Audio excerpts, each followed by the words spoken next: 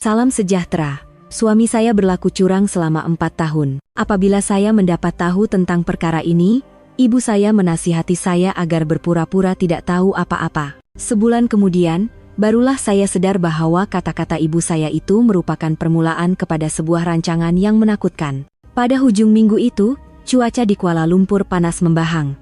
Orang ramai berpusu-pusu masuk ke pusat beli belah untuk menikmati pendingin hawa yang sejuk. Saya juga berada di antara lautan manusia itu, tetapi bukan untuk membeli belah bagi diri saya sendiri. Sudah lama saya lupa akan tabiat membeli sehelai gaun baru atau sebatang gincu. Saya datang ke sini untuk membeli sehelai kemeja baru untuk suami saya, Firdaus. Sejak akhir-akhir ini, dia sering mengeluh tentang beban kerja yang berat dan tekanan yang tinggi. Katanya, dia perlu menjaga penampilan untuk bertemu dengan klien-klien penting. Mendengar keluhannya membuatkan secebis hati saya yang sudah dingin setelah 2 tahun hidup bagaikan orang asing terasa ngilu, tetapi saya tetap merasakan bahwa saya perlu menjalankan tanggung jawab sebagai seorang istri. Perkawinan kami tidak bermasalah dari mula. 4 tahun lalu, saya dan Firdaus berkahwin dengan restu kedua-dua belah keluarga. Dia seorang lelaki yang sopan dan pandai berkata-kata, sentiasa membuat saya gembira. Namun, 2 tahun lalu, dia mulai berubah. Dia semakin jarang makan malam di rumah, dan ucapan mesra selamat pagi juga lenyap. Dia sentiasa keluar awal dan pulang lewat atas alasan kerja. Apa salah saya? Adakah semua perkawinan akan menjadi hambar seiring berjalannya waktu? Saya menyalahkan diri sendiri dan menderita tanpa henti. Saya coba memulihkan hubungan kami dengan memasak makanan kegemarannya dan berdandan cantik di rumah, tetapi yang saya terima hanyalah sikap acuh tak acuh, malah kadang-kadang respons yang menjengkelkan. Saya juga semakin penat, dan rumah kami hanya diselubungi keheningan yang menyesakan. Saya sedang meninjau di kedai pakaian lelaki, mencari kemeja yang sesuai dengan bentuk badan Firdaus. Tiba-tiba, satu susuk tubuh yang sangat saya kenali menarik perhatian saya. Seorang lelaki di kedai pakaian ibu mengandung dan barangan bayi di seberang sana. Susuk tubuhnya yang tegap memakai kemeja polo hijau yang saya setrika pagi tadi. Jantung saya terasa gugur. Itu Firdaus. Tiada syak lagi, dia tidak bersendirian. Di sisinya, seorang wanita muda dengan perut yang sarat mengandung sedang bersandar mesra. Mereka berpegangan tangan erat, dan Firdaus sedang tersenyum lembut sambil meletakkan sehelai gaun mengandung berwarna merah jambu pada badan wanita itu. Pandangan matanya penuh kemanisan, pandangan yang sudah lama tidak ditujukan kepada saya. Pemandangan itu bagaikan sebilah pisau tajam yang menusuk tepat ke jantung saya. Semua di sekeliling saya menjadi kabur. Bunyi riuh rendah di pusat beli belah itu terasa sayup-sayup. Saya hanya dapat mendengar bunyi jantung saya yang hancur berkecai. Saya bergegas bersembunyi di sebalik sebatang tiang besar dan mengeluarkan telepon bimbit dengan tangan yang menggeletar. Saya sendiri tidak tahu mengapa saya berbuat begitu. Mungkin ia adalah reaksi tidak sadar untuk merekam realiti yang mengerikan ini sebagai bukti. Saya menekan skrin dengan rakus, mengambil gambar dan merekam video pendek. Firdaus memeluk pinggang wanita itu dan membisikkan sesuatu, lalu mereka berdua ketawa bahagia. Sesiapa yang melihat pasti akan menganggap mereka sebagai sebuah keluarga yang bahagia. Dan saya, istri sah di sisi undang-undang, terpaksa bersembunyi di sini seperti seorang pencuri. Mereka berdua menuju ke kaunter bayaran, dan saya memerhati dengan nafas tertahan. Saat Firdaus mengeluarkan kad dari dompetnya dan memberikannya kepada juruang, saya kaku serta-merta. Itu adalah kad kredit tambahan keluarga yang disambungkan ke akaun bank utama saya. Dia selalu berkata bahwa untuk menjalankan perniagaan besar, gajinya perlu digunakan untuk menjaga hubungan dengan kenalan, jadi perbelanjaan rumah harus ditanggung oleh uang saya. Saya percaya kata-katanya. Tidak pernah sekalipun saya meragui.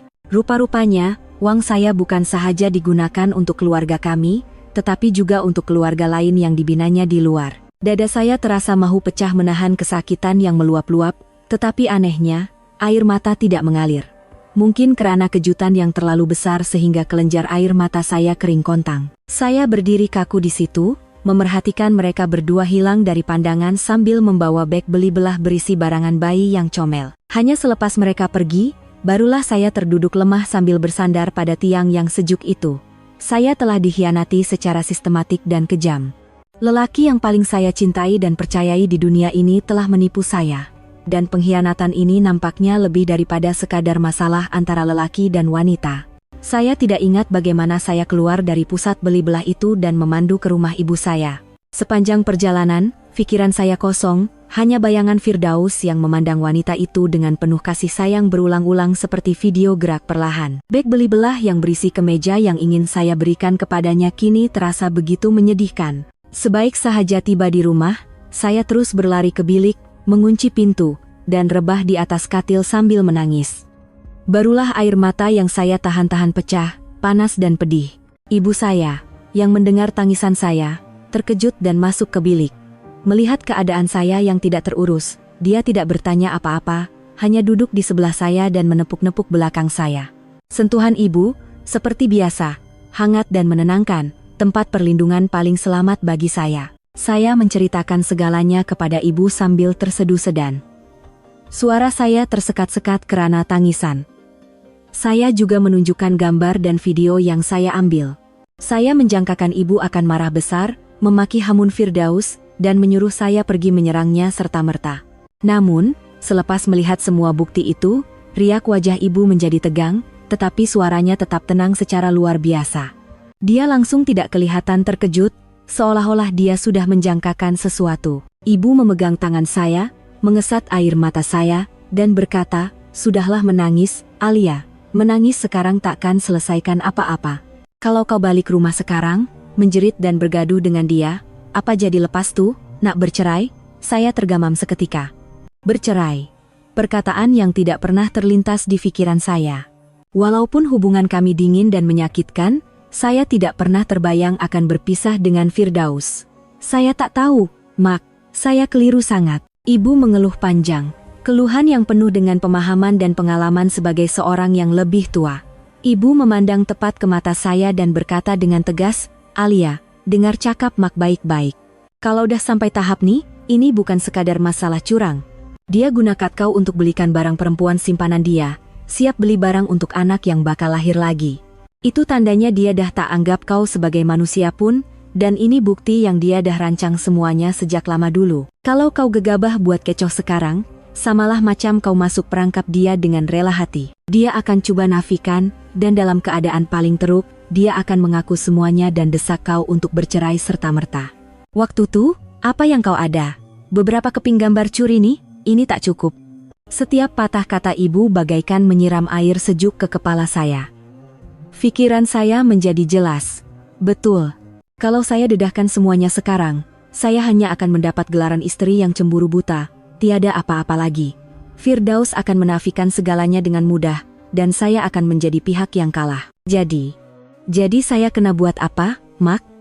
Suara saya masih bergetar. Ibu menggenggam tangan saya lebih erat, seolah-olah menyalurkan kekuatan yang tidak kelihatan. "Mulai sekarang, kau kena berlakon tak tahu apa-apa.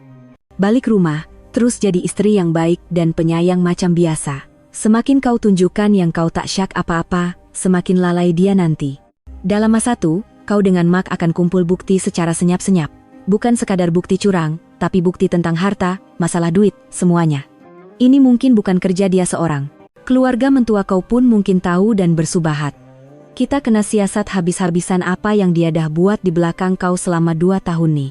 Bila semua bukti dah ada dalam tangan, kita akan jatuhkan satu pukulan maut yang dia takkan boleh lari. Anak Mak tak boleh ditindas macam ni saja." Rancangan ibu itu menakutkan, tetapi pada masa yang sama, memberikan harapan. Terpaksa berhadapan dengan pengkhianat setiap hari sambil berpura-pura seolah-olah tiada apa-apa yang berlaku adalah satu penyiksaan yang amat dahsyat.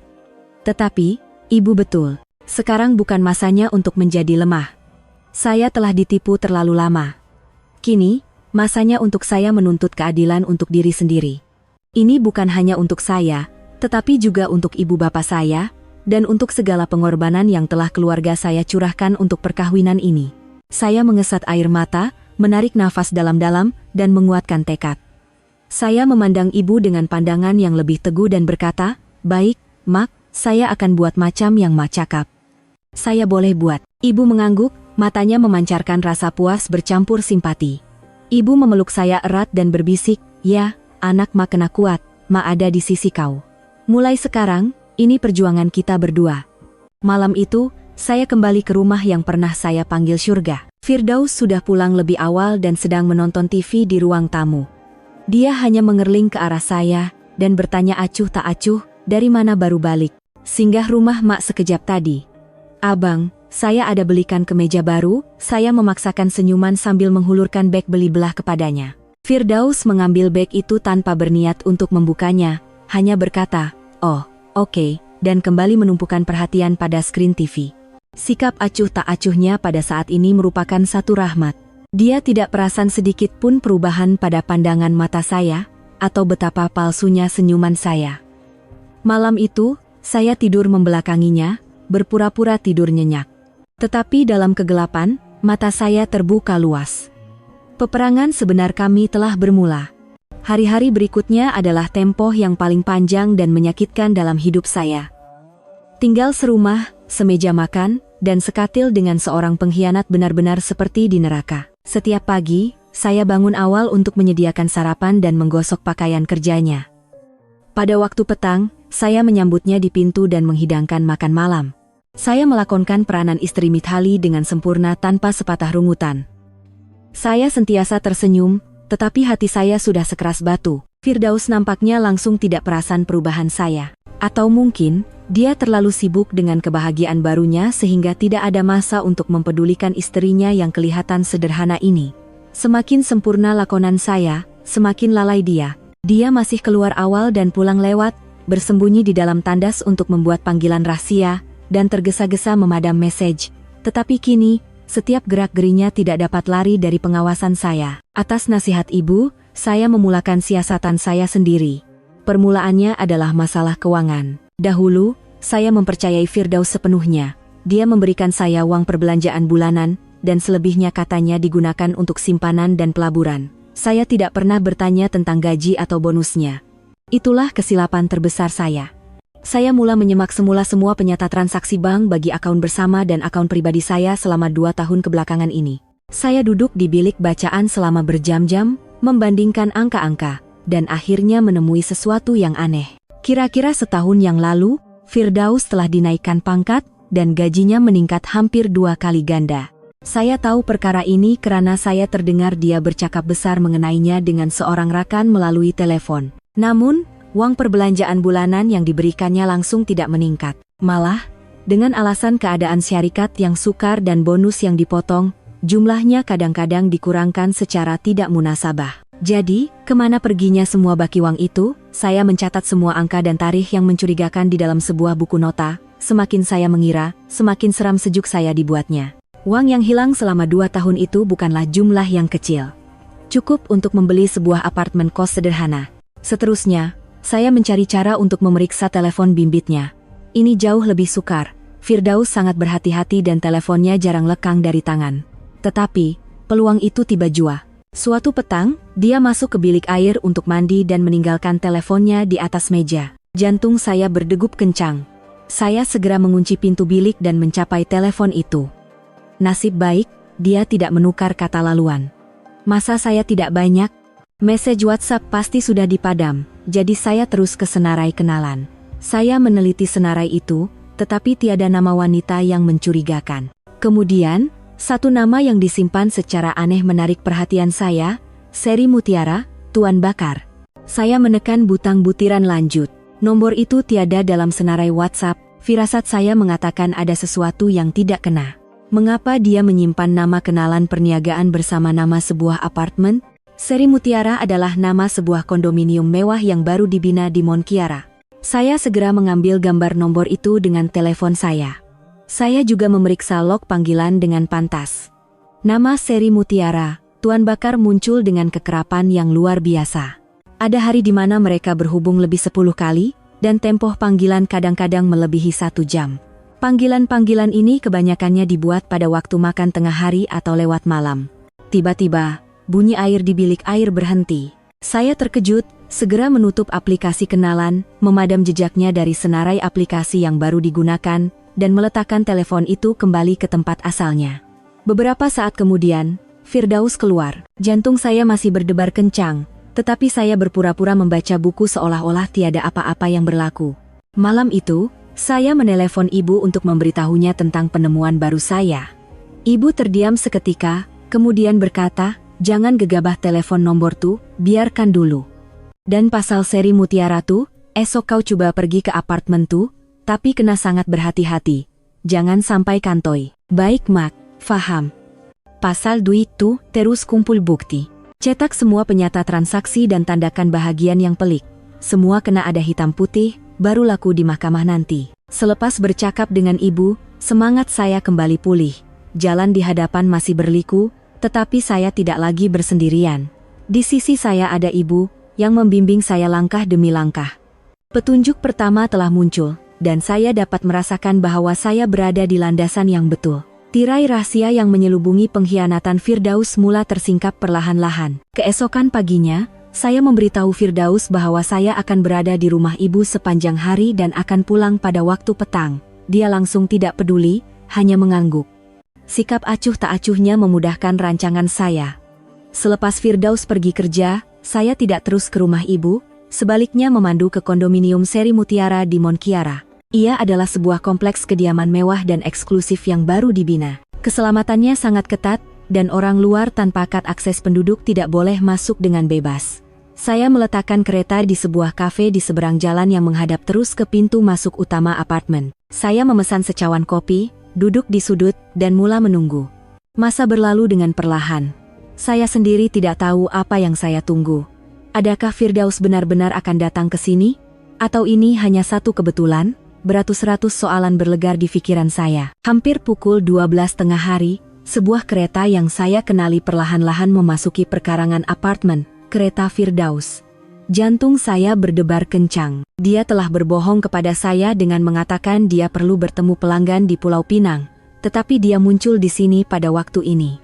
Keretanya berhenti di hadapan pintu pagar keselamatan, mengimbas kad, dan terus menuju ke tempat letak kereta bawah tanah. Sudah pasti, dia mempunyai sebuah rumah di sini, atau perempuan simpanannya tinggal di sini. Firasat saya betul. Saya duduk di kafe, menggenggam kedua-dua tangan saya dengan erat. Apa yang perlu saya buat sekarang? Saya tidak boleh masuk ke dalam. Saya duduk berpikir seketika. Saya tidak boleh terus menunggu tanpa berbuat apa-apa. Saya memutuskan untuk berjalan di sekitar apartemen, mencari jika ada cara untuk mendapatkan maklumat lanjut. Saya berjalan di sepanjang pagar kompleks itu, berpura-pura seperti seorang penduduk yang sedang bersiar-siar. Apabila saya melalui berhampiran Blok B, saya melihat beberapa orang penghantar makanan sedang menunggu pesanan. Tiba-tiba, satu ide bernas muncul. Saya menghampiri seorang penghantar makanan muda, menghulurkan sekeping not 50, dan berbisik, "Bang, boleh tolong saya sekejap tak? Saya nak hantar sesuatu pada keluarga saya di Blok B nih, tapi saya terlupa nomor rumah. Boleh tak abang tolong periksa nomor telepon nih milik rumah nomor berapa?" Saya menunjukkan kepadanya nomor telepon seri Mutiara, Tuan Bakar yang telah saya simpan. Penghantar makanan itu memandang saya dengan curiga, tetapi selepas melihat uang di tangan saya, dia teragak-agak seketika. Saya cepat-cepat menambah, "Kakak saya baru lepas bersalin, jadi dia macam mamai sikit. Saya cuma nak bagi hadiah kejutan. Tolonglah saya, Bang." Kata-kata saya nampaknya lebih meyakinkan. Dia mengangguk, mengeluarkan teleponnya, dan memasukkan nomor itu ke dalam sistem dalaman aplikasi penghantarannya. Beberapa saat kemudian, dia mengangkat muka dan berkata, "Ya, betul, Kak. Nomor nih untuk Blok B, 17,08, nama dia Puan Zara." Zara. Nama yang cantik, tetapi pada saat ini, ia bagaikan bilah pisau yang menghiris jantung saya. Blok B, 17,08. Akhirnya, saya mendapat alamat yang spesifik. Saya mengucapkan terima kasih kepada penghantar makanan itu, memberikan uang kepadanya, dan segera beredar. Sepanjang perjalanan pulang ke kereta, saya merasakan kemarahan bercampur dengan sedikit rasa puas. Akhirnya, saya telah menemui sarang mereka. Blok B, 17,08, seri Mutiara. Sebuah apartemen mewah yang pastinya tidak murah. Gaji dan bonus Firdaus yang dicurinya dari saya pasti telah dilaburkan di sini. Dia telah menggunakan uang hasil titik peluh saya untuk menyara perempuan lain dan membina sebuah keluarga baru. Saya tidak terus memandu pergi. Saya duduk di dalam kereta, merenung kosong ke arah bangunan Blok B yang tinggi menjulang.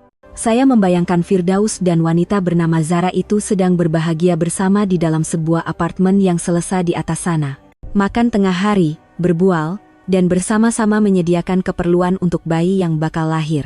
Manakala saya, istri yang sah, duduk sendirian di sini, menelan rasa dikhianati dan kesakitan. Kemarahan saya memuncak. Saya rasa mahu berlari ke blok B, 17,08 itu, mengetuk pintu, dan mendedahkan segalanya. Tetapi pada ketika itu, suara ibu terngiang-ngiang di telinga saya. Bertenang, jangan buat tindakan bodoh. Saya menggenggam stereng dengan kuat dan coba menenangkan nafas. Belum tiba masanya. Saya perlukan bukti yang lebih kukuh. Bukti yang tidak boleh disangkal oleh sesiapapun. Hari itu, saya duduk di dalam kereta sehingga lewat petang. Lebih kurang pukul 5 petang, saya melihat kereta Firdaus keluar dari tempat letak kereta bawah tanah. Dia memandu pergi, mungkin pulang ke rumah, untuk melakonkan wataknya sebagai suami yang mitali. Saya menunggu seketika sebelum menghidupkan enjin. Tetapi saya tidak menuju ke rumah. Saya memandu ke sebuah pejabat penyiasat persendirian yang disyorkan oleh seorang rakan. Saya sadar ada perkara yang tidak boleh saya lakukan seorang diri. Saya perlukan gambar dan video Firdaus dan wanita itu keluar masuk apartemen bersama-sama. Saya perlukan bukti yang kukuh untuk membuktikan hubungan mereka. Dalam peperangan ini, saya mesti menang dengan mutlak. Setelah mengupah penyiasat, hati saya sedikit tenang. Sekurang-kurangnya, saya tidak perlu lagi melakukan pengintipan yang berbahaya dan mudah dikesan seorang diri. Saya memberikan mereka alamat blok B, 17,08 dan corak kehidupan Firdaus yang saya tahu. Sekarang, yang tinggal hanyalah menunggu. Sementara itu, saya terus melakonkan watak saya, masih mesra dan mengambil berat tentang Firdaus. Malah, pada hujung minggu, saya mengajaknya menonton wayang untuk memulihkan hubungan kami. Sudah tentu, Firdaus menolak. Katanya dia perlu keluar negeri untuk bertemu klien penting pada hujung minggu. Saya hanya tersenyum dan berkata, kalau macam tuh, hati-hati ya. Jaga kesehatan. Tetapi di dalam hati, saya tahu siapa klien penting itu dan di mana lokasinya. Beberapa hari kemudian, saya menerima panggilan daripada istri kepada rakan sekerja dan bos langsung Firdaus, yaitu Kak Sue. Kami agak rapat dan kadang-kadang minum kopi atau membeli belah bersama. Alia, hujung minggu ni lapang tah, jom kita pergi spa dengan akak-akak lain. Muka kau nampak tak bermayalah sekarang nih. Saya menerima pelawaannya dengan gembira. Saya juga ingin berbual dengan seseorang untuk melepaskan sedikit beban berat di hati. Kami berjanji untuk bertemu di spa langganan kami pada petang Sabtu. Semasa kami sedang diurut dengan selesa, Kak Sue tiba-tiba bertanya, Alia, akak nak tanya sikit nih, tapi jangan marah ya. Kau orang berdua ada masalah ke? Saya terkejut, tetapi coba berlagak tenang. Kenapa kak? Tak ada apa-apalah. Kak Sue memandang saya dengan pandangan simpati dan merendahkan suaranya. Sebenarnya, akak dah beberapa kali nampak masa makan dengan orang pejabat. Perangai Firdaus tuh pelik sikit, macam orang bujang. Budak-budak perempuan baru cut office tuh asyik bergurau dan menggedik dengan dia tak menolak langsung, malah nampak macam suka pulak. Hati saya tersentak, tetapi saya coba tersenyum. Alah, bergurau jatuh kot. Abang Firdaus kan memang suka bergurau. Kak Sue nampaknya tidak percaya kata-kata saya dan mengeluh. Dia teragak-agak seketika, kemudian menceritakan sesuatu yang sangat mengejutkan. Ini akak dengar dari orang-orang kat jabatan dia. Firdaus cakap kat semua orang yang dia dengan kau dah bercerai 2 tahun lepas. Sekarang nih, dia tuh bujang idaman yang terkenal kat syarikat. Semua orang percaya cakap dia.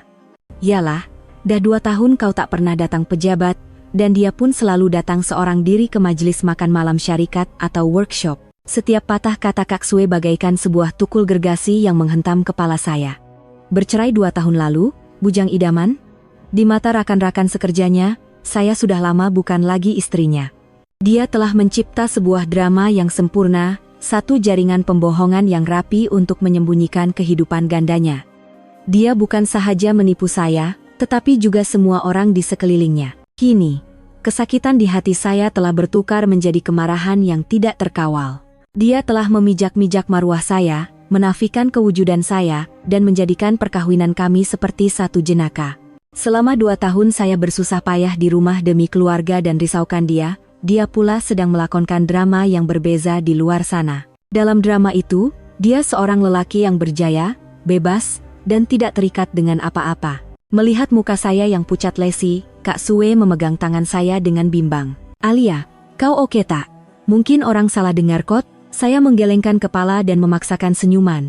"Saya oke Kak, mungkin ada salah faham, nanti saya tanya Firdaus kat rumah." Tetapi saya tahu, itu bukan salah faham, semuanya adalah kebenaran. Kebenaran yang kejam dan terdedah.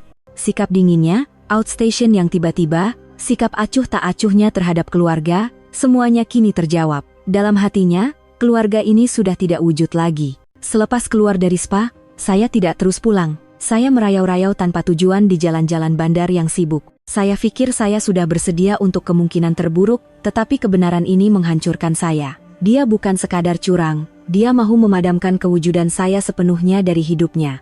Malam itu, apabila Firdaus pulang, saya memandangnya dengan pandangan yang berbeza. Lelaki yang duduk di hadapan saya, orang yang pernah saya cintai, suami saya.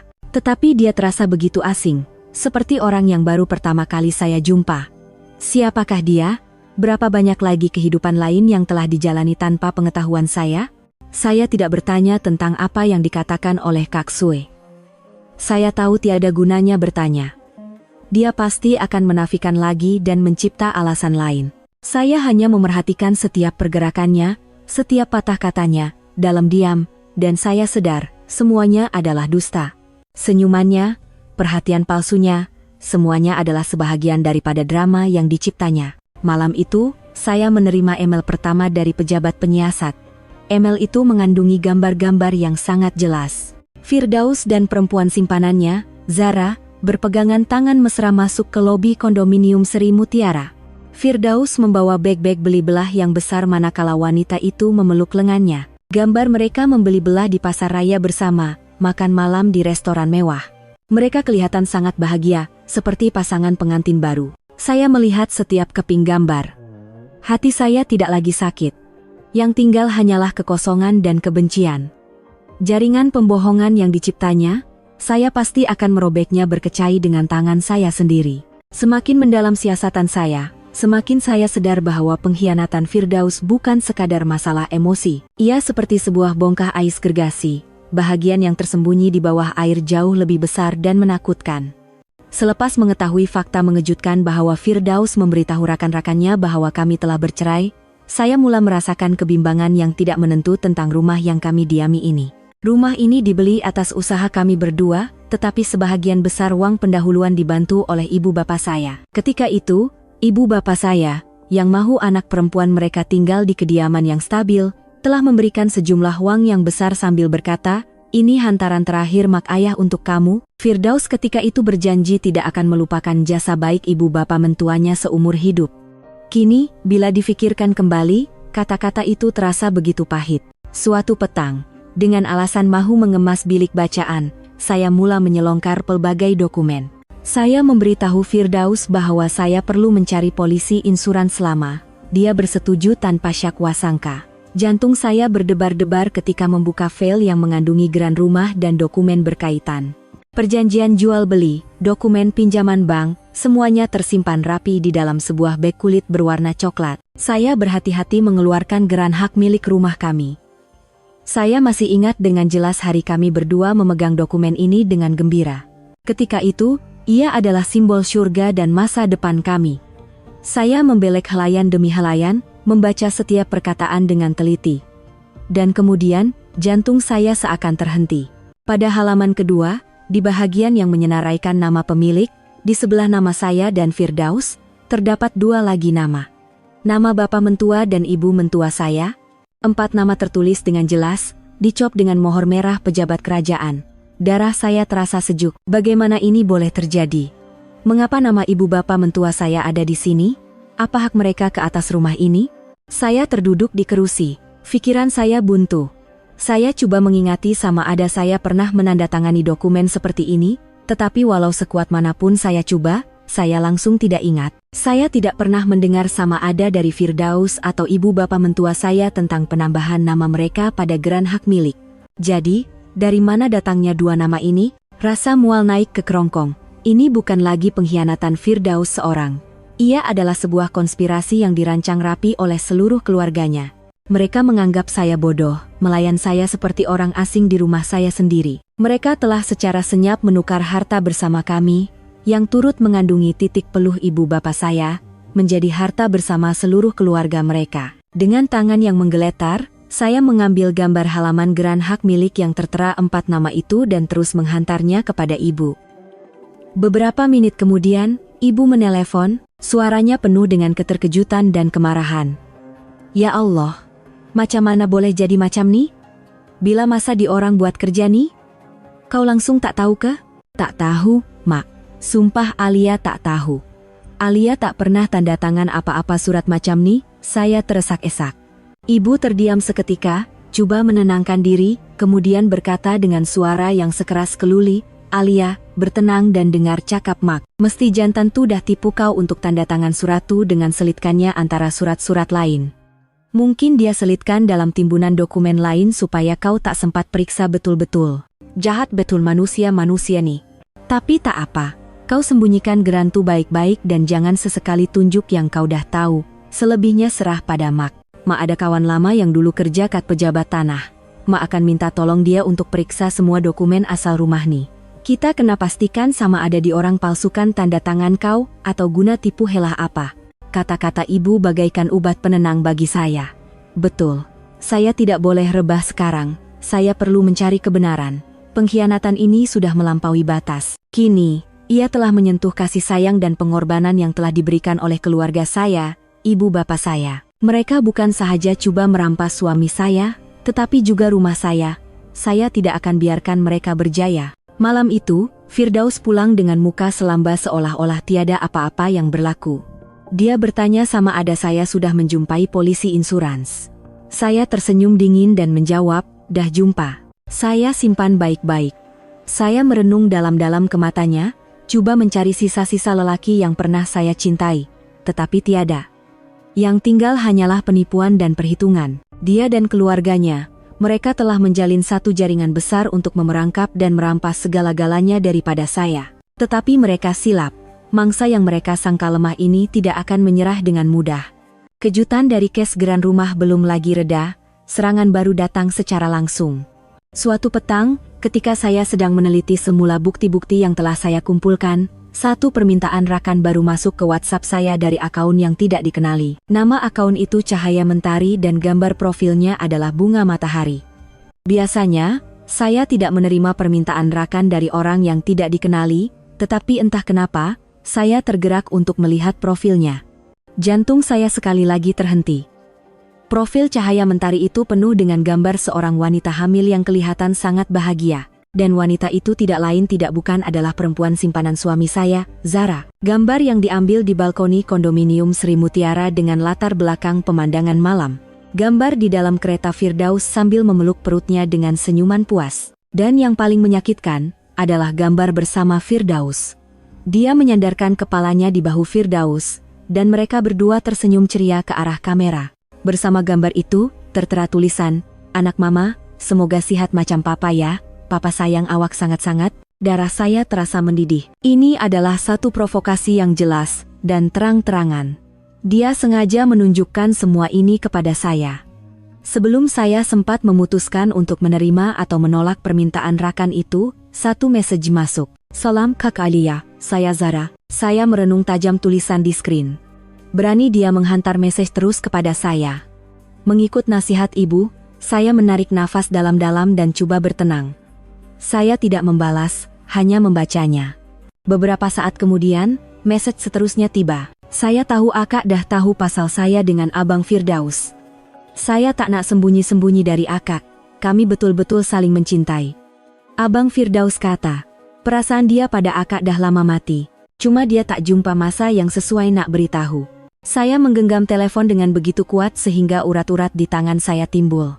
Dengan nada yang berpura-pura naif tetapi kurang ajar itu, saya rasa mahu menghempas telepon ini. Tetapi saya tidak melakukannya.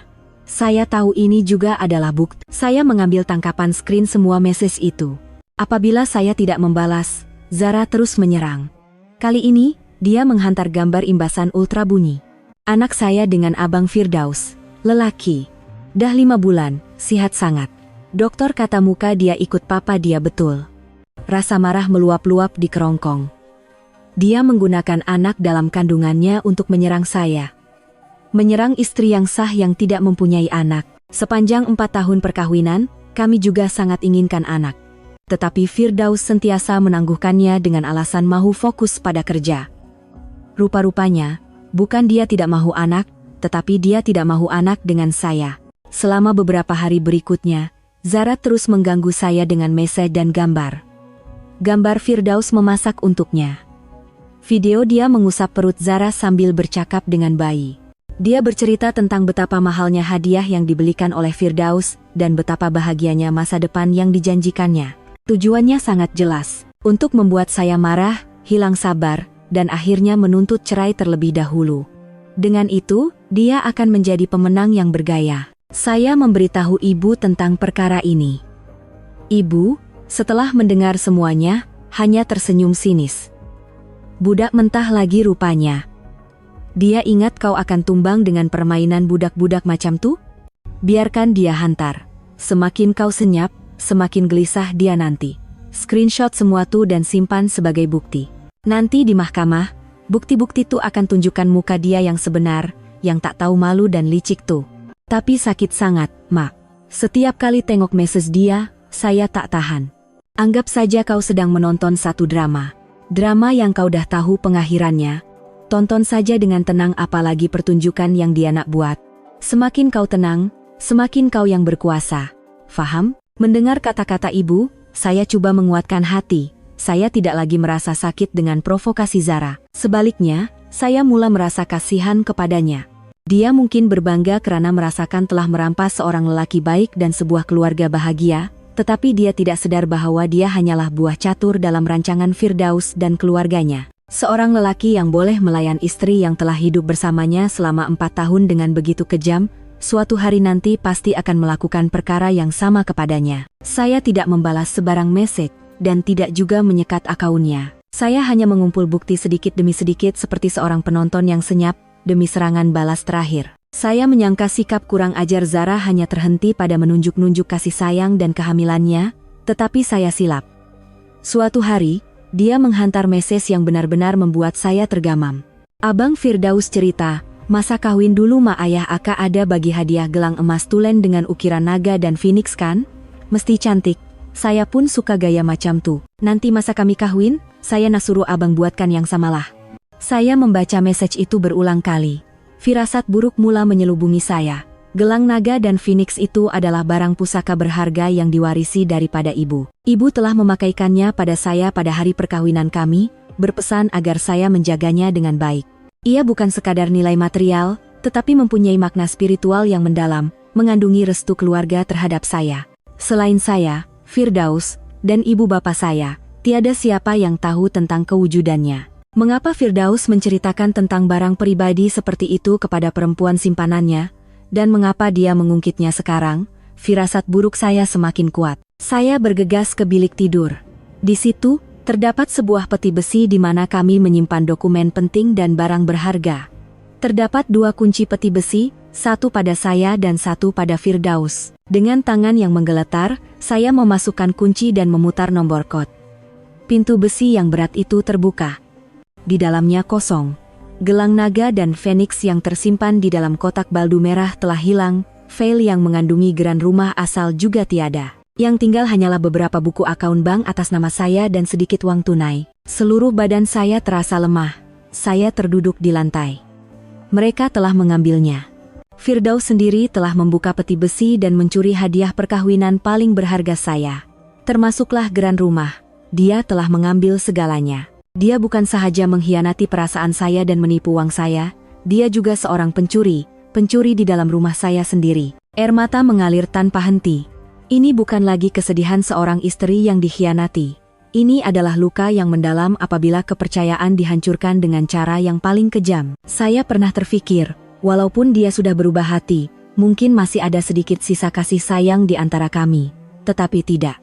Tindakannya membuktikan bahwa di matanya, saya tidak bernilai apa-apa. Semua kenangan dan jasa baik telah dibuangnya tanpa belas kasihan. Saya menelepon ibu. Suara saya tersekat-sekat karena tangisan. Ibu, setelah mendengar semuanya, terdiam lama. Saya dapat merasakan kemarahan yang meluap-luap dari nafasnya yang kasar di ujung talian. Baguslah, sampah-sampah tuh. Akhirnya tunjuk belang sebenar. Bukan saja nak kau keluar dengan tangan kosong, tapi nak merompak kau sekali. Kemudian, ibu tiba-tiba menjadi tenang. Suaranya menjadi dingin dan tegas. Alia, berhenti menangis. Air mata tak guna sekarang. Dengar cakap mak baik-baik. Diorang dah ambil geran rumah dengan gelang tuh, maknanya diorang dah jerut leher sendiri. Kau terus berlakon tak tahu apa-apa. Jangan sesekali tunjuk yang kau dah perasan. Biar diorang berbangga dengan diri sendiri. Mak ada cara nak selesaikan. Saya tidak tahu apa yang ada di pikiran ibu, tetapi ketenangannya menenangkan saya. Saya mengesat air mata dan coba untuk bangun. Kesedihan telah bertukar menjadi kemarahan. Kelemahan telah bertukar menjadi tekad yang sekeras keluli. Apa yang telah mereka rampas dari saya pasti akan mendapatkannya kembali berkali-kali ganda. Saya tidak lagi mempunyai sebarang perasaan terhadap perkawinan ini. Satu-satunya yang saya mahukan sekarang adalah keadilan. Keadilan untuk diri saya dan keluarga saya. Saya merenung peti besi yang kosong itu dan berikrar dalam hati. Firdaus dan keluarga awak, bergembiralah sepuasnya. Masa gembira awak semua sudah tidak lama lagi. Selepas kejutan kehilangan hadiah perkawinan dan geran rumah, saya, mengikut kata-kata ibu, tidak menunjukkan sebarang tanda bahwa saya tahu segala-galanya. Lakonan saya begitu sempurna sehingga kadang-kadang saya merasa jijik dengan diri sendiri. Tetapi setiap kali saya melihat peti besi yang kosong itu, kebencian di dalam diri saya semakin membara. Sementara itu, ibu mula bertindak. Ibu mempunyai seorang kawan lama yang suaminya pernah bekerja di bahagian pendaftaran tanah di pejabat pentadbiran bandar. Walaupun sudah bersara, kenalannya masih ada. Ibu menemuinya dan menerangkan situasi secara halus. Katanya, terdapat beberapa perkara yang tidak jelas pada geran rumah anak perempuannya dan dia hanya mahu memastikan jika ada sebarang kesilapan. Beberapa hari kemudian, kawan ibu itu menelepon. Maklumat yang disampaikannya mengesahkan syakwa sangka terburuk kami. Su, aku dah periksa. Betul nama mentua anak kau dah ditambah dalam geran rumah dia. Dokumen tu dah dihantar hampir setahun lepas. Ibu menahan kemarahan dan bertanya, jadi, dalam dokumen tu ada tanda tangan anak saya dengan suami dia sekali ke, Puan? Terdiam seketika di hujung talian, kemudian jawaban diterima. Mestilah. Mengikut peraturan, untuk menukar hak milik harta bersama suami istri, kedua-duanya mesti hadir di pejabat pesuruh jaya sumpah untuk menandatanganinya. Dalam dokumen yang disimpan, memang ada lampiran perjanjian yang disahkan dengan tanda tangan Alia dan suaminya, Firdaus. Mendengar itu, ibu faham segala-galanya. Selepas mengucapkan terima kasih kepada kawannya dan menamatkan panggilan, wajah ibu menjadi dingin dan tegang. Petang itu, ketika saya singgah di rumahnya, ibu membawa saya ke bilik dan menceritakan segala-galanya. Seperti yang mak agak, jantan tu dah tipu kau untuk tanda tangan dokumen tu, kata ibu dengan tegas. Saya coba mengingati kembali. Kira-kira setahun yang lalu, apa perkara istimewa yang telah berlaku? Saya berkerut dahi, coba berpikir. Kemudian, satu ingatan samar muncul. Mak, Alia dah ingat. Masa tu, Firdaus ada bagi satu timbunan dokumen yang tebal suruh Alia tanda tangan. Katanya dokumen pinjaman istimewa untuk kaki tangan syarikat dia, untuk melabur dalam satu proyek dalaman. Dia kata prosesnya rumit dan banyak tempat kena tanda tangan, jadi dia dah tandakan siap-siap semua tempat yang Alia kena tanda tangan. Masa tu, Alia tak syak apa-apa pun, dan sebab sibuk nak pergi kerja, Alia tak baca betul-betul pun, terus tanda tangan J. Ibu menepuk meja. Ya Allah, itulah dia. Jantan tu dah selitkan borang persetujuan untuk tambah nama mak ayah dia dalam timbunan dokumen pinjaman tu untuk tipu kau. Syaitan betul jantan tu. Dia dengan keluarga dia tu memang dah rancang semuanya sejak dulu lagi. Apabila kebenaran terbongkar, saya merasa marah dan pada masa yang sama, menyalahkan diri sendiri karena begitu bodoh dan mudah mempercayai orang. Saya telah menandatangani dokumen yang menyerahkan harta saya sendiri tanpa menyadarinya. Konspirasi mereka begitu jahat dan licik. Mereka telah menggunakan kepercayaan saya untuk menikam saya dari belakang. Jadi macam mana sekarang, Mak? Tanda tangan tu memang tanda tangan Alia. Macam mana nak nafikan? Saya bertanya dengan cemas. Ibu memandang saya dengan pandangan tajam. Tanda tangan tu memang betul, tapi niat tanda tangan tu telah ditipu. Ini jelas satu penipuan dan pemalsuan harta. Jangan risau, kita takkan dedahkan sekarang. Biar di orang percaya rancangan di orang dah berjaya sepenuhnya. Sementara tuh, kita kumpul lagi bukti tentang macam mana kau ditipu untuk tanda tangan. Kau ingat tak siapa lagi yang ada Mas Satu? Atau ada tak message atau email yang jantan tuh hantar pada kau pasal pinjaman istimewa tuh? Saya menggelengkan kepala. Mas Satu cuma kami berdua jekat rumah. Dan benda-benda penting selalunya kami cakap terus, jarang guna message. Ibu berpikir sejenak. Tak apa. Kalau tak ada bukti langsung, kita cari bukti tidak langsung. Itu serah pada Mak. Apa yang kau kena buat sekarang ialah berlakon lebih tenang, lebih lemah, dan lebih naif. Dengan cara tuh, di orang akan lebih lalai dan akan tunjukkan lebih banyak kelemahan. Ketika saya meninggalkan rumah ibu, hati saya terasa berat, tetapi pada masa yang sama, jelas. Konspirasi keluarga mentua saya telah terbongkar. Saya bukan lagi mangsa yang gementar dalam kebimbangan yang sama. Saya tahu dengan jelas siapa musuh saya dan apa matlamat mereka. Mereka mahukan segalanya, dan saya tidak akan memberikan apa-apa kepada mereka. Pertarungan ini bukan sekadar untuk mendapatkan kembali harta, tetapi untuk mendapatkan kembali maruah dan keadilan saya yang telah mereka pijak-pijak. Keluarga Firdaus nampaknya langsung tidak sadar bahwa konspirasi mereka untuk merampas rumah telah diketahui oleh saya dan ibu. Mereka percaya bahwa semuanya berjalan mengikut rancangan sempurna mereka dan masih bersikap tenang. Mungkin karena saya masih menunjukkan sikap yang senyap dan patuh, Firdaus mula memasang perangkap baru. Kali ini, perangkap yang jauh lebih besar, menyasarkan simpanan pribadi saya. Baru-baru ini, sikap Firdaus tiba-tiba berubah. Dia tidak lagi dingin dan acuh tak acuh, sebaliknya menjadi sangat mesra dan prihatin. Dia mula pulang awal, kadang-kadang membawa pulang bunga, malah membantu kerja-kerja rumah. Dia bercerita tentang kenangan semasa kami bercinta, dan tentang masa depan yang pernah kami rancang bersama. Lakonannya begitu sempurna sehingga jika saya tidak tahu wajah sebenarnya, mungkin hati saya akan goyah dan percaya bahwa dia benar-benar insaf. Tetapi saya tidak. Perubahan mendadak ini hanya meningkatkan kewaspadaan saya. Di sebalik kemanisan ini, pasti ada konspirasi yang lebih pahit tersembunyi. Dan jangkaan saya tidak meleset. Suatu malam selepas makan malam, Firdaus membuatkan saya secawan teh chamomile, duduk di sebelah saya, dan berkata dengan wajah teruja, "Alia, abang ada benda nak bincang dengan awak." "Apa dia?" Saya berpura-pura ingin tahu. Dia merendahkan suaranya dengan riak wajah penuh rahasia. "Syarikat abang ada satu proyek hartanah besar di Langkawi, dan di orang tengah kumpul dana secara dalaman. Ini peluang eksklusif untuk peringkat eksekutif saja, orang luar takkan tahu. Pulangan dia dijamin sekurang-kurangnya 30% setahun, pelaburan yang sangat selamat."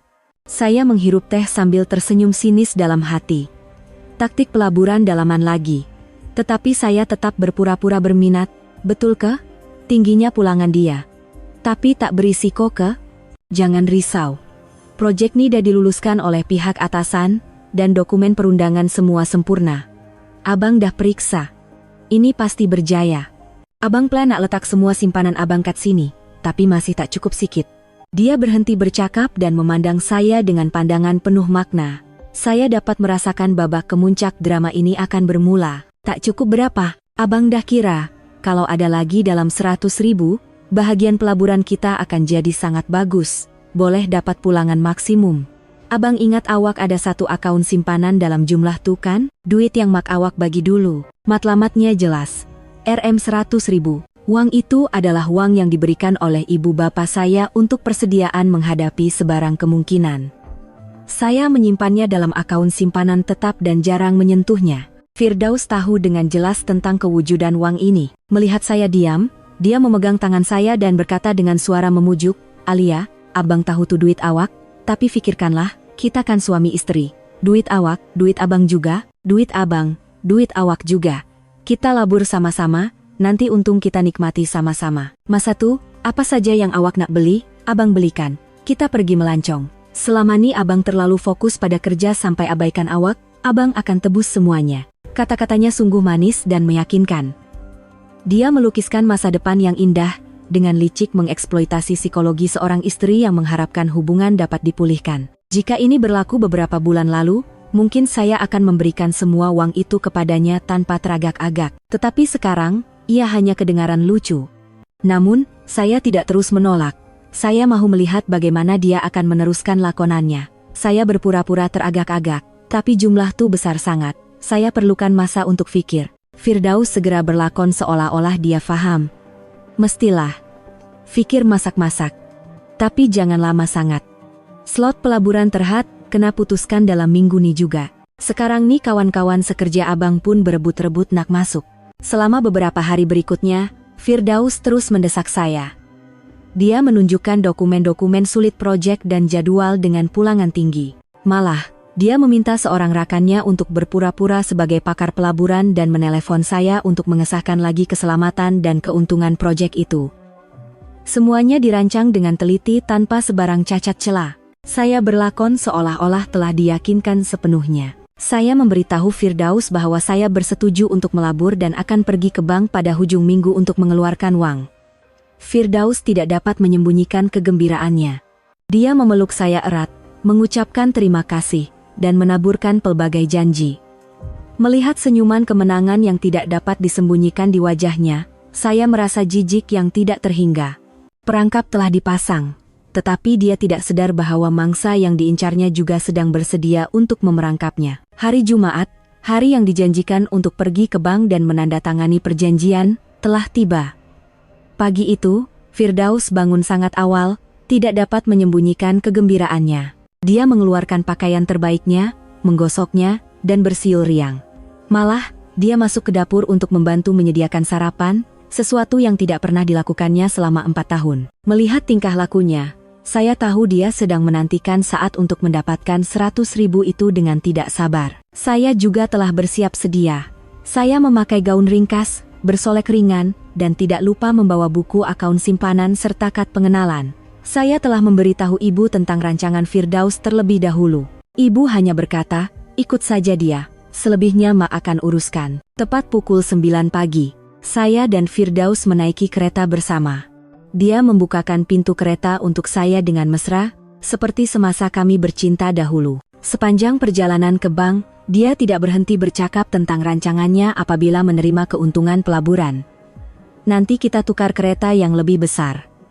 Lepas tuh hujung tahun kita pergi Eropa. Awak paling nak pergi negara mana? Saya hanya tersenyum dan mengangguk.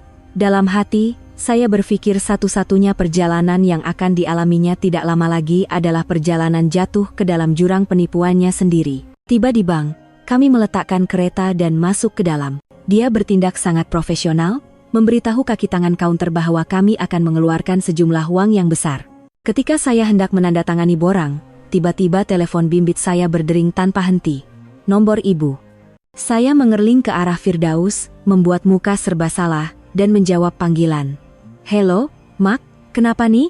Dari hujung talian, kedengaran suara ibu yang cemas dan terkejut, bercampur dengan esakan, Alia, ayah. Ayah kau jatuh, sebab pendarahan otak, sekarang kat bilik kecemasan. Cepat datang hospital. Dokter kata keadaan dia kritikal sangat. Telinga saya berdesing, walaupun saya tahu ini adalah sebahagian daripada rancangan ibu, suara ibu yang begitu realistik membuatkan jantung saya berdebar kencang. Saya perlu berlakon dengan sempurna. Apa? Mak cakap apa? Ayah kat hospital mana? Hospital Pusat Kuala Lumpur. Cepat datang, Alia. Mak takut sangat. Saya menamatkan panggilan. Wajah saya pucat lesi, tangan dan kaki saya menggeletar. Firdaus melihatnya dan bertanya, kenapa? Muka awak pucat semacam. Ayah jatuh sebab pendarahan otak. Sekarang kat bilik kecemasan hospital. Saya kena pergi sekarang, saya berkata dengan suara hampir menangis. Dan tanpa menunggu respons Firdaus, saya merampas beg dan dokumen di atas meja dan berlari keluar dari bank. Firdaus terpinga-pinga seketika, kemudian tergesa-gesa mengejar saya. Alia, kita pergi sama-sama, biar abang hantar.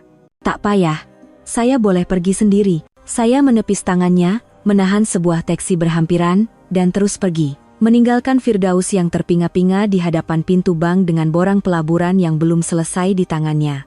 Hanya setelah menaiki taksi barulah saya dapat menarik nafas lega. Lakonan ibu sungguh sempurna. Saya menghantar message kepada ibu, dah gerak. Beberapa saat kemudian, ibu membalas, bagus. Terus datang bilik kecemasan hospital. Mak tunggu kat sana. Tiba di hospital, Ibu memang sedang duduk di kerusi menunggu di hadapan bilik kecemasan dengan wajah cemas. Sebaik sahaja melihat saya, ibu membawa saya ke satu sudut. Macam mana? Firdaus tak siap apa-apa? Tak, langsung tak.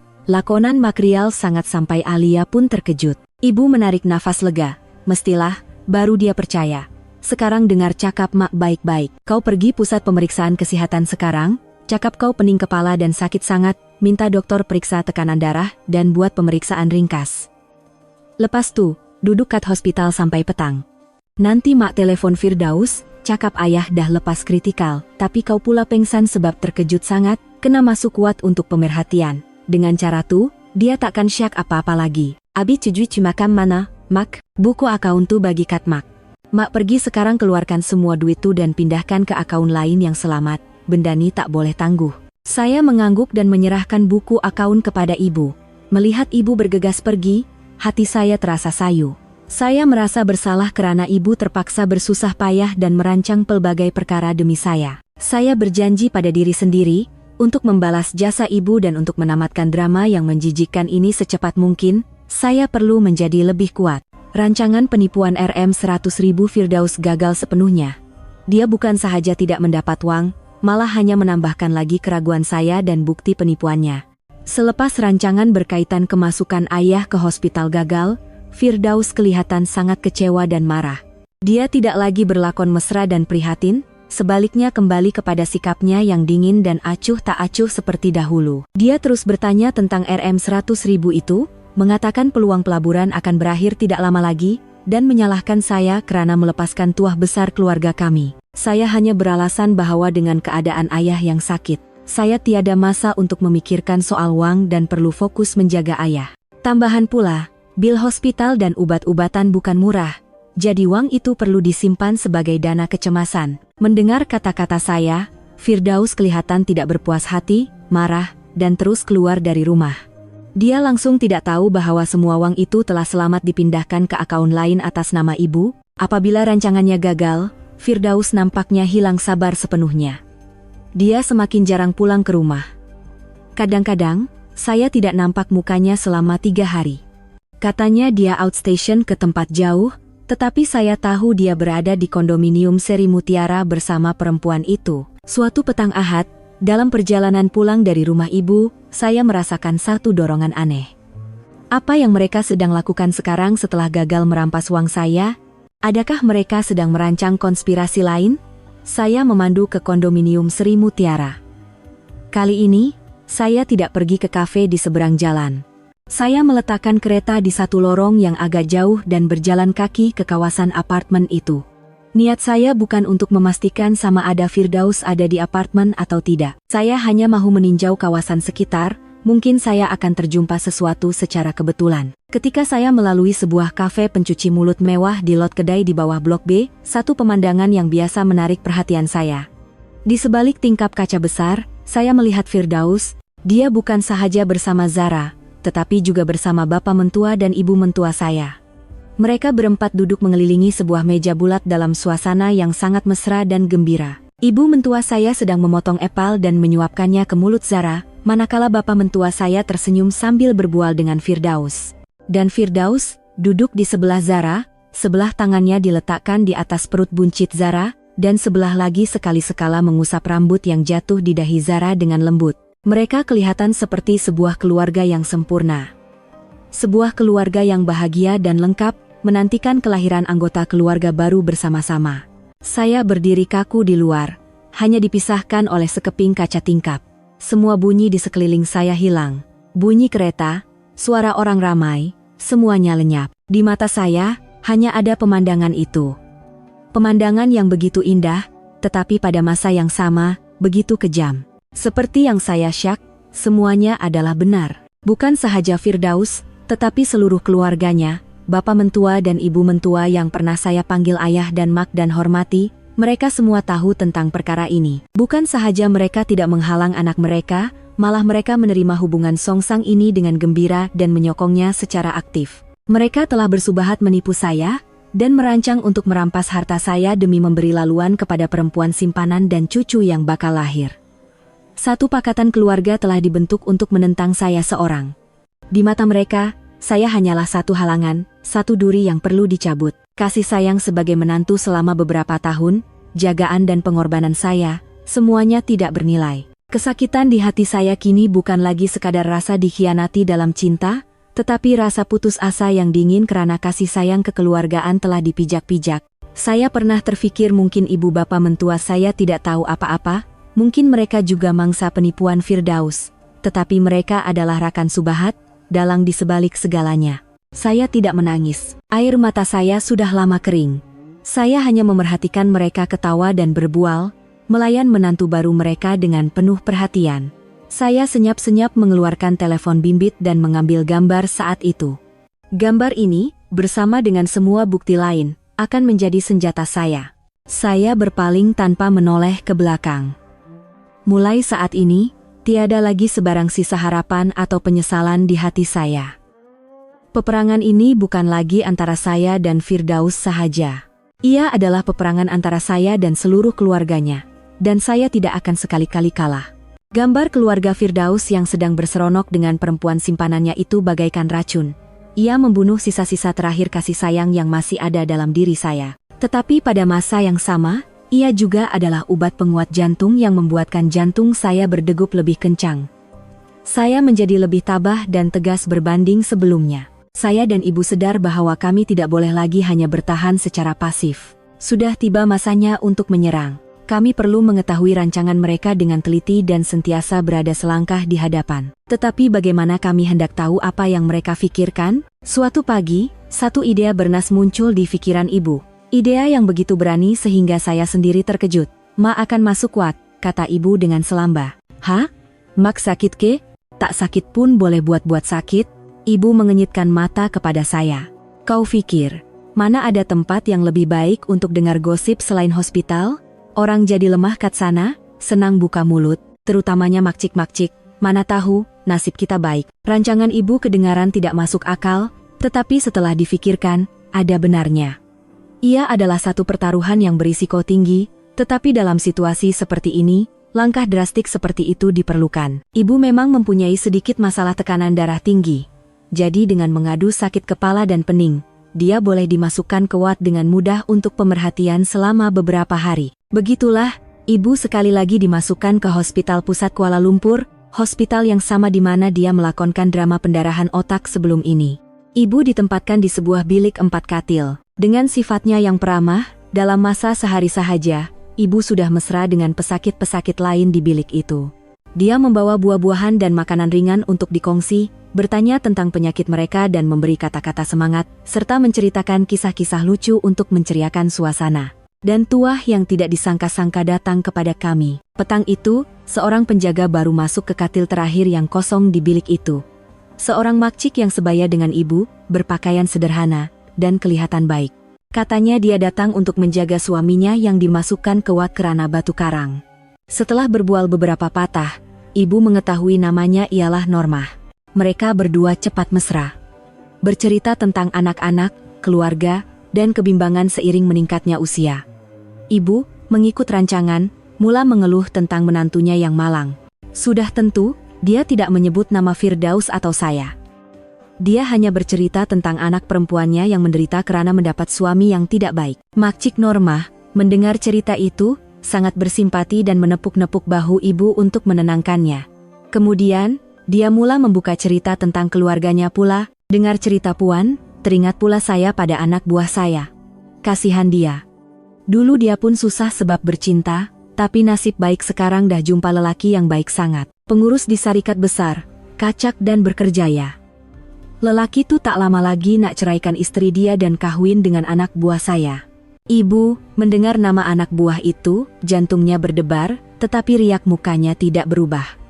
Ibu berpura-pura terkejut dan bertanya, "Oh ya ke, bertuah anak buah Puan. Tapi kenapa dia nak ceraikan istri dia? Istri dia ada masalah ke?" Makcik Normah, menyangka ibu adalah orang yang sejiwa dengannya, tidak teragak-agak untuk meluahkan isi hatinya. Makcik itu mendekatkan mukanya ke telinga ibu dan berbisik seolah-olah ia adalah satu rahasia besar. "Aduh, jangan cakaplah. Istri dia tuh dah berumur tapi tak boleh mengandung. Dah kahwin bertahun-tahun tapi tak ada berita, keluarga mentua mana tak tunggu cucu nak sambung zuriat. Nasib baik anak buah saya, si Zaratu, pandai. Terus mengandung anak lelaki. Bakal datuk dan nenek dia tuh sayang bukan main, macam tatang minyak yang penuh. Beberapa hari lepas, satu keluarga keluar makan, bakal mak mentua dia tuh siap kupaskan buah suap ke mulut lagi. Ibu mengingati setiap patah kata Makcik Normah. Ibu terus memancing cerita. Jadi, bila agaknya di orang nak kahwin, alah, kena beranak dululah. Anak buah saya tuh dah nak bersalin dah. Nama lelaki tuh Firdaus, dia cakap, kalau anak lelaki dah lahir, terus ada alasan kukuh nak bercerai. Masalah rumah dan harta pun bakal mentua dia dah uruskan. Istri asal dia tuh tak boleh buat apa, kena keluar sehelai sepinggang saja. Dahlah tak sedar diri, tak boleh beranak pula tuh, nak buat apa lagi? Makcik Normah dengan bangganya menceritakan rancangan bakal besannya. Langsung tidak terfikir bahwa ibu kepada istri asal yang tak boleh beranak itu sedang duduk di hadapannya. Ibu, setelah mendengar semuanya, walaupun hatinya panas membara, berpura-pura bersimpati. Zaman sekarang nih, perempuan yang tak boleh beranak memang susah ya. Apa-apapun, baguslah untuk anak buah puan. Malam itu, setelah Makcik Normah tidur, ibu senyap-senyap keluar ke koridor dan menelepon saya. Ibu menceritakan perbualan itu satu persatu kepada saya. Sepanjang saya mendengar, seluruh badan saya menggeletar kerana marah. Semua rancangan mereka telah terbongkar. Mereka hanya menunggu kelahiran anak itu. Menggunakan anak itu sebagai kad terakhir untuk mendesak saya ke sudut dan merampas segala-galanya daripada saya secara sah. Sekarang mak faham, suara ibu di hujung talian menjadi sedingin ais. Kalau diorang nak berlawan secara terang-terangan, kita pun akan buat benda yang sama. Biarkan diorang bergembira. Biarkan anak tu lahir. Saat itulah tirai drama yang memenatkan ini akan ditutup. Selepas itu, masa berlalu dalam ketegangan yang memuncak. Saya dan ibu, kerana sudah mengetahui semua rancangan mereka, setiap tindakan Firdaus berada dalam jangkaan kami. Dia semakin jarang pulang ke rumah, dan setiap kali pulang, dia membawa suasana yang berat dan tidak selesa. Dia nampaknya sudah tidak mempunyai kesabaran untuk berlakon lagi. Pandangan mata dan nada suaranya penuh dengan penghinaan yang terang-terangan. Laporan dari pejabat penyiasat terus masuk. Perut Zara semakin membesar, dan tarikh jangkaan bersalin semakin dekat. Firdaus menemaninya membeli belah barangan bayi, menemaninya ke pemeriksaan kehamilan, dan menjaganya dengan teliti seperti seorang suami yang berdedikasi. Melihat gambar-gambar itu, saya tidak lagi merasa sakit. Yang tinggal hanyalah penghinaan yang tidak terhingga. Dan akhirnya, hari itu tiba.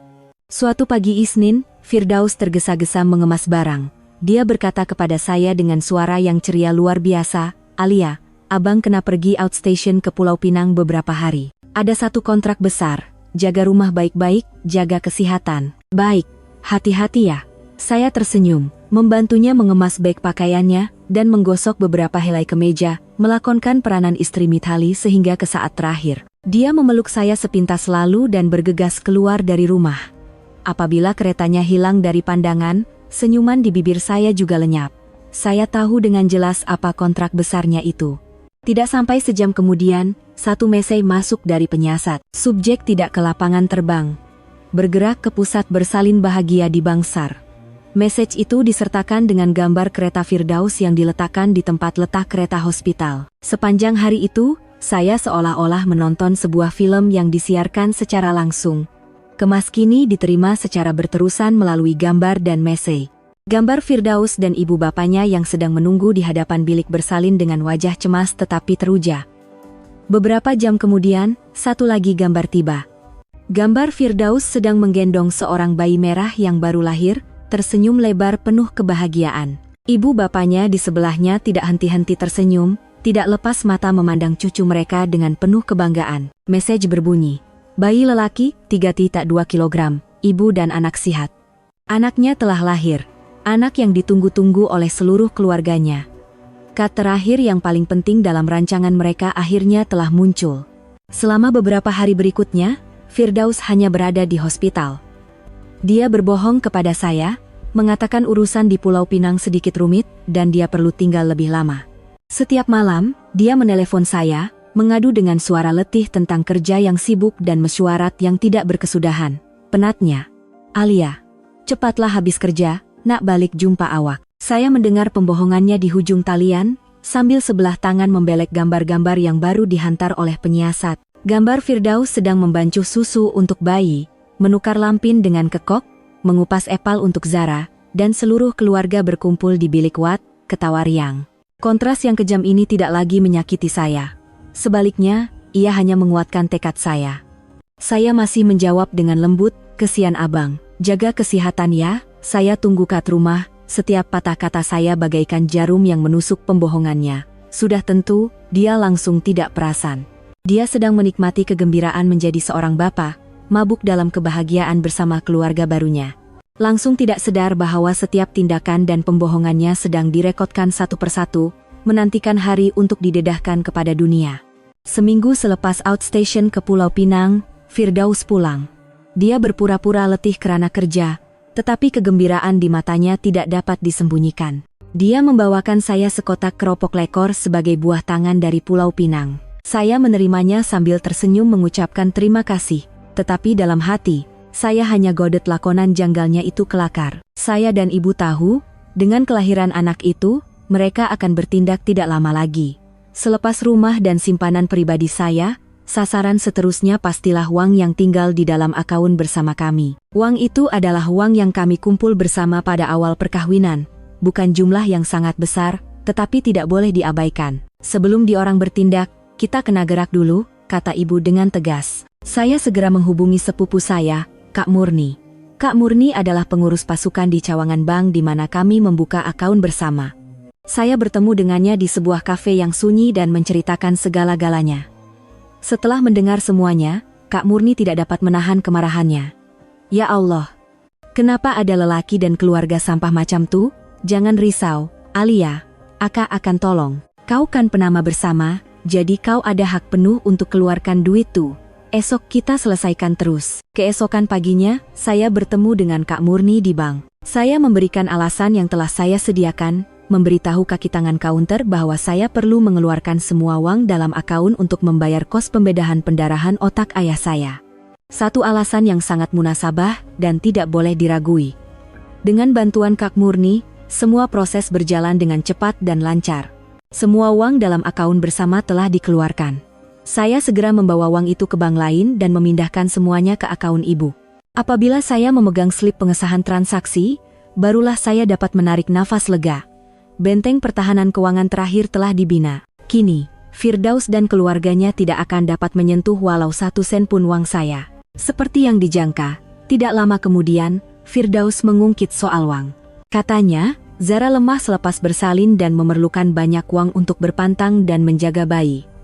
Dia mencadangkan agar kami mengeluarkan uang dari akaun bersama untuk menampung kos tersebut. Saya menjawab dengan tenang, duit dalam akaun bersama tuh dah habis saya guna untuk bil hospital ayah. Abang tak ingat ke? Ayah kena buat pembedahan kecemasan, banyak duit pakai. Mendengar kata-kata itu, muka Firdaus menjadi tegang. Dia tergesa-gesa mengeluarkan teleponnya dan memeriksa akaun. Melihat baki yang tinggal hanya beberapa puluh ringgit, mukanya menjadi pucat lesi. Dia bertanya kepada saya dengan nada menggeram. Kenapa kau keluarkan duit itu tanpa persetujuan aku? Saya memandang tepat ke matanya dan berkata dengan dingin, habis itu, kenapa abang guna kad saya tanpa persetujuan saya untuk beli barang perempuan simpanan abang? Kenapa abang curi barang kemas kawin dan geran rumah saya senyap-senyap tanpa cakap sepatah pun? Ayah saya antara hidup dan mati. Salah ke saya guna duit kita suami istri untuk selamatkan dia? Ini adalah kali pertama saya menentangnya secara terang-terangan. Firdaus terkejut dengan serangan balas saya. Dia tidak dapat berkata apa-apa, hanya tergagap-gagap karena semua yang saya katakan adalah benar. Dia marah, menghentak meja, dan keluar dari rumah, meninggalkan kata-kata ugutan, kau tunggu. Saya dapat merasakan bahwa hari dia akan secara rasmi mengisytiharkan penyerahan tidak lama lagi. Tetapi saya tidak lagi takut, saya sudah bersedia. Saya hanya menunggu dia membuka babak terakhir drama ini sendiri. Seperti yang saya jangkakan, setelah gagal mendapatkan walau sesen pun dari akaun bersama, kesabaran Firdaus telah sampai ke kemuncaknya. Dia tidak mahu membuang masa dengan saya lagi. Saat yang ditunggu-tunggu oleh dia dan keluarganya akhirnya tiba. Sudah sebulan sejak kelahiran anak itu. Mungkin mereka yakin bahwa dengan adanya waris sah di tangan, kemenangan adalah milik mereka. Petang itu, Firdaus pulang lebih awal dari biasa. Dia tidak makan malam, hanya duduk di ruang tamu dan merokok sebatang demi sebatang. Suasana di rumah menjadi tegang seperti sebelum ribut melanda. Saya selesai mencuci pinggan, duduk di sofa bertentangannya, dan menunggu dengan senyap. Selepas memadamkan puntung rokok terakhir di dalam bekas abu, Firdaus mengangkat muka dan memandang saya. Pandangan matanya sedingin ais. Kita cerai. 4 perkataan itu dilafazkan dengan nada yang kosong, seolah-olah sedang bercakap tentang cuaca. Saya tidak terkejut. Saya telah menunggu kata-kata ini sekian lama. Apa abang cakap tadi? Saya tak berapa dengar. Walaupun jantung saya terasa gugur, saya bertanya dengan tenang. Dia menjerit dengan tidak sabar. Aku cakap kita cerai. Tak faham ke, perasaan aku pada kau dah lama mati. Aku dah ada perempuan lain dan anak lelaki dengan dia. Kita lepaskan satu sama lain. Dia mengeluarkan satu timbunan dokumen yang telah disediakan dari bagnya dan melemparkannya ke arah saya. Nih surat cerai dengan perjanjian pembahagian harta. Aku dah tanda tangan semua. Kau baca dan tanda tangan. Saya mengambil dokumen itu tanpa gementar. Saya meneliti isinya. Ia jauh lebih teruk daripada yang saya bayangkan. Dia menawarkan 30.000 sebagai pampasan. Sebagai balasan, saya perlu segera keluar dari rumah ini dan melepaskan hak ke atas semua harta lain. Mengenai rumah, tertulis, rumah ini adalah harta bersama dengan ibu bapa, oleh itu istri tidak berhak menuntut pembahagian. Setelah selesai membaca, saya mengangkat muka, memandangnya, dan tersenyum sinis. Adakah dia masih menganggap saya sebagai orang bodoh yang sama seperti dahulu? 30.000 ringgit, 4 tahun saya jadi istri abang, pengorbanan saya untuk rumah ni, titik peluh mak ayah saya, semua tuh abang rasa nilainya cuma 30.000 ringgit? Firdaus tersenyum dengan penuh penghinaan. Jangan tamak, 30.000 tuh pun aku bagi sebab ada belas kasihan lagi. Kau tak tahu ke dalam geran rumah ni ada nama mak ayah aku? Kau tak ada hak apa-apa. Tak tanda tangan pun tak guna. Bawa ke mahkamah pun, kau takkan dapat lebih dari ni. Cuma akan dapat malu saja. Dia sangat yakin karena menyangka semua bukti memihak kepadanya. Dia menyangka saya tidak tahu apa-apa tentang konspirasi kotor yang dirancang oleh keluarganya. Dia menjangkakan saya akan menangis, merayu, atau mengamuk. Tetapi saya tidak melakukan apa-apa daripada itu. Saya meletakkan dokumen itu dengan tenang di atas meja. Kemudian, saya memandang tepat ke matanya, dan berkata dengan nada yang anehnya tenang, baiklah, saya akan tanda tangan. Firdaus tergamam. Reaksi saya di luar jangkaannya. Dia tidak menyangka saya akan bersetuju dengan begitu mudah. Betul ke? Ya. Saya mengangguk, tapi sebelum saya tanda tangan, saya ada satu permintaan kecil. Permintaan? Apa dia? Dia bertanya dengan pandangan penuh curiga. Saya tersenyum. Senyuman yang mungkin tidak akan dilupakannya seumur hidup. Majelis akikah anak abang buat kat mana, saya nak datang. Lagipun, saya kan masih istri abang yang sah. Saya nak tengok juga muka anak tuh, dan sebelum kita berpisah secara rasmi, saya nak ucapkan selamat tinggal pada keluarga dan kawan-kawan abang. Permintaan saya membuatkan Firdaus keliru sepenuhnya. Dia tidak tahu niat saya. Tetapi karena saya bersetuju untuk bercerai dengan mudah, dia mungkin menganggap ini hanyalah satu tindakan menjaga maruah terakhir dari seorang wanita yang gagal. Setelah teragak-agak seketika, dia mengangguk. Oke, Ahad nih, pukul 7 malam, kat Dewan VIP Hotel Grand. Datanglah, tapi jangan buat benda-benda bodoh. Jangan risau, saya menjawab sambil mengekalkan senyuman. Saya datang nak ucapkan tahniah saja. Firdaus tidak sadar bahwa dia baru sahaja memberikan saya sekeping kad jemputan. Kad jemputan ketayangan perdana film tentang kehidupan palsunya, dan saya adalah pengarah film itu. Seminggu terakhir di bawah satu bumbung berlalu dalam keheningan yang menyesakan, Firdaus jarang pulang. Dia sibuk menyediakan majelis akikah besar-besaran untuk anaknya, yang mungkin juga merupakan parti untuk meraihkan kemenangan seluruh keluarganya. Saya dan ibu juga menumpukan seluruh tenaga kami untuk menyediakan hadiah terakhir. Setiap malam, kami duduk bersama, meneliti dan menyusun semula semua bukti yang telah kami kumpulkan selama beberapa bulan. Dari gambar pertama yang diambil di pusat beli belah, laporan penyiasat, message provokatif Zara, salinan geran hak milik yang dimanipulasi, sehinggalah gambar keluarga mereka yang mesra di kafe pencuci mulut. Kami menggabungkan semuanya menjadi sebuah video pendek berdurasi hampir 10 menit.